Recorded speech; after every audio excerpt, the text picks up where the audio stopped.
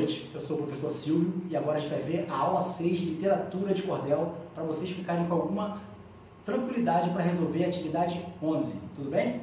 Antes eu vou fazer uma descrição da minha pessoa. Bom, eu sou pardo, tenho 1,70 m, tenho cabelos curtos, tenho olhos castanhos, estou utilizando uma blusa preta e uma calça jeans marrom. Vamos lá, pessoal? Então, em primeiro lugar, literatura de cordel.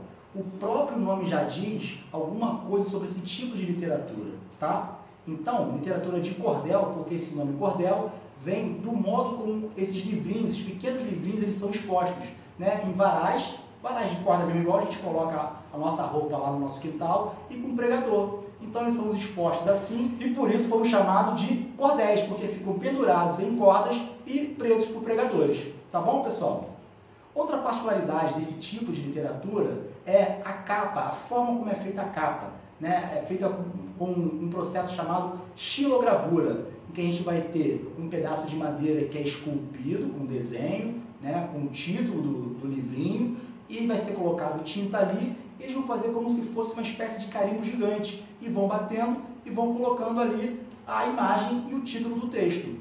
Outra curiosidade também é que esse tipo de literatura, a origem, começa lá no século XVIII, né? Lá com os portugueses, os trovadores portugueses. Os trovadores eram aqueles poetas que, além de declamar poesia, eles também tocavam algum instrumento. Então, era uma poesia com certo ritmo, uma poesia cantada.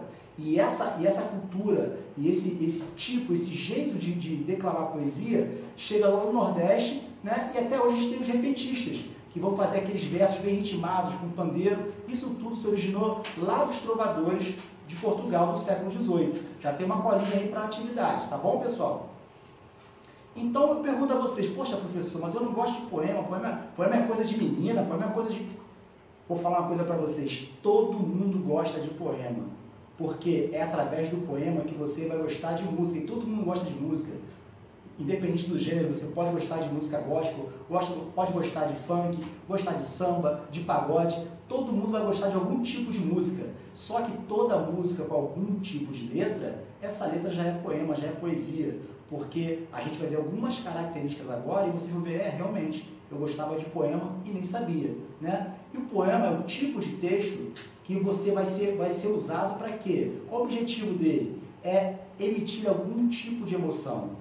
Pelo poema, é o texto mais indicado para quando a gente está triste, alegre, feliz, né? Independente do sentimento. Pode ser alegria, pode ser tristeza, pode ser reflexão, não importa o pensamento, né? Não importa a emoção. Se a gente quer expressar uma emoção, o tipo textual mais indicado para isso vai ser o poema. Agora, se vai ter rima, se não vai ter rima, isso depende do poeta, depende de vocês, tá bom? Eu vou ler agora um trecho do nosso poema da atividade 10, do Braulio Bessa.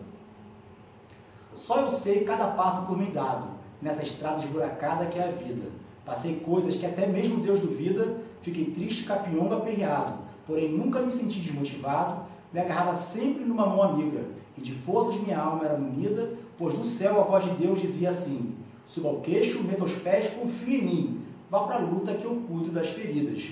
Então, o poema tem essa particularidade também, você pode declamar os versos e fazer um ritmo, como se fosse uma música, tá? Claro que isso leva um pouco de tempo, de prática, né? Quem trabalha mais com isso, como o Braulio Bessa, vai fazer isso com muito mais facilidade, mas não é nada difícil também não.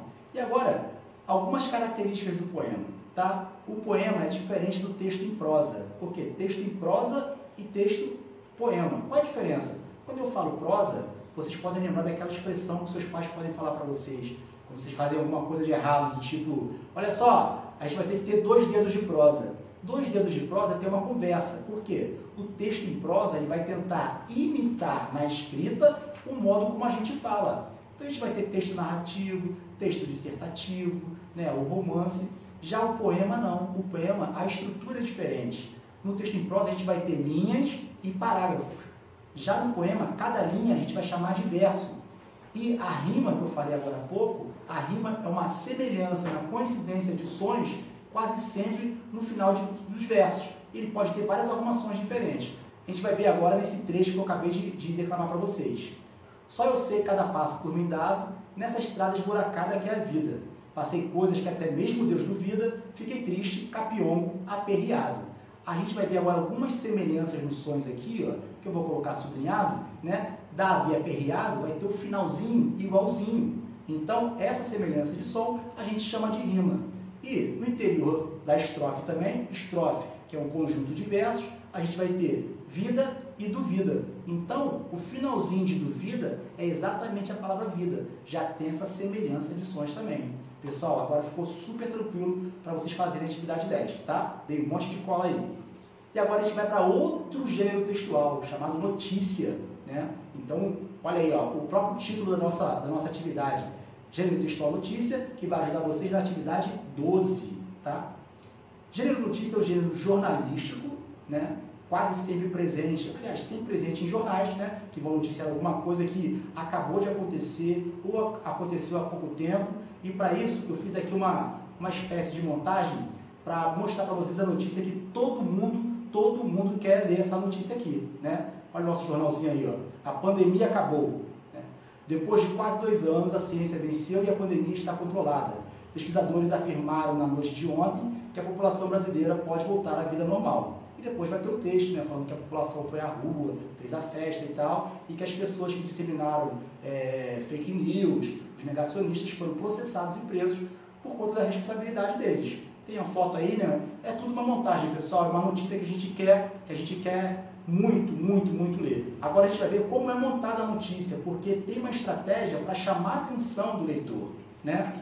A primeira coisa da notícia é o título ou manchete. Sempre vem com uma letra maior, né? Bem garrafal assim, para a pessoa prestar atenção, porque a pessoa só vai se interessar em ler o restante do texto se o título, se a manchete, vou colocar aqui para vocês, olha o título aí, ó. Se o título for bem chamativo. Então esse título aqui, ó, a pandemia acabou. Imagina vocês na rua amanhã, passaram pela banca de jornal e tá esse título aí. Vocês vão ficar loucos para saber o que vem depois do título. Então, primeira coisa da notícia é o título.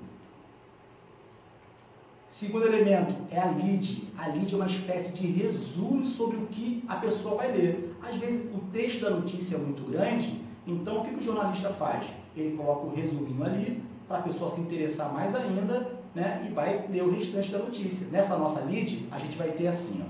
Depois de quase 2 anos, a ciência venceu e a pandemia está controlada. Pesquisadores afirmaram na noite de ontem que a população brasileira pode voltar à vida normal. Fez o resumo e a pessoa leu aquilo, opa, já sei do que se trata essa notícia, vou querer ler o restante. Esse restante, que é a própria notícia inteira, a gente vai chamar de corpo da notícia, que é o próprio texto da notícia. Vou ler para vocês. O povo brasileiro sai às ruas comemorando a autorização das autoridades sanitárias que revelaram que o país finalmente conseguiu controlar a pandemia. A notícia tão esperada foi concretizada por conta do aumento do ritmo da vacinação e da conscientização da importância da imunização pela população. Os negacionistas não conseguiram sustentar a tese de que a vacina não era eficaz e aqueles que disseminaram essa informação foram presos e condenados. Então, aqui está a notícia completa, é o corpo, né? Nosso corpo aqui, né? O corpo é quase tudo. Então, essa parte da notícia seria o texto que vocês vão ter que escrever. Tudo bem, pessoal? Então, a gente já sabe as partes da notícia, título, manchete, a lead, o corpo, e agora ficou super fácil fazer a atividade 12. Tá bom? Muito obrigado e até a próxima aula.